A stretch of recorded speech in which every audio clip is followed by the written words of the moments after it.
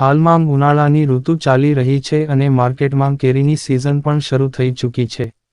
ત્યારે માર્કેટમાં કેરી આવતાની સાથે જ સુરત મહાનગરપાલિકાનું આરોગ્ય વિભાગ સરપ્રાઇઝ ચેકિંગ હાથ ધરાયું.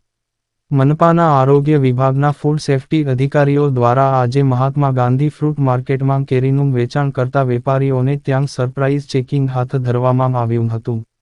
આ દરમિયાન અધિકારીઓ દ્વારા કેરીને કાર્બાઇડથી પકાવવામાં આવી રહી છે કે કેમ તે અંગે તપાસ કરવામાં આવી હતી.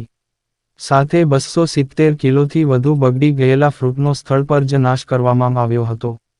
Decay Patel, food safety officer, Surat મહાનગરપાલિકા, deputy commissioner, health and hospital અને આરોગ્ય અધિકારી સાહેબ શ્રીની સીધી સૂચના અને માર્ગદર્શન હેઠળ અત્યારે ઉનાળાની સિઝનમાં કાચી કેરીનું ખૂબ જ પ્રમાણમાં વેચાણ થતું હોય છે.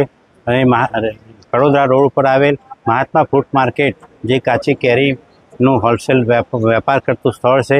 તો આજે ફૂડ વિભાગની ટીમ તથા આરોગ્યના સ્ટાફ સાથે મળી આ ચેકિંગ હાથ ધરવામાં આવેલ છે. અને જે સંસ્થાઓ પાસે કાર્બાઇડ મળી આવે તે સંસ્થાઓનું તેવી સંસ્થાઓને નોટિસ આપવામાં આવે છે તથા વહીવટી ખર્ચ પણ વસૂલ કરવામાં આવે છે. બગડી ગયેલા જે ફળો હોય તેઓનો સ્થળ ઉપર નાશ કરવામાં આવેલ છે. અત્યારે લગભગ કેરી બીજા ફ્રૂટ પણ સડી ગયેલા હોય તેઓનો સ્થળ ઉપર નાશ કરવામાં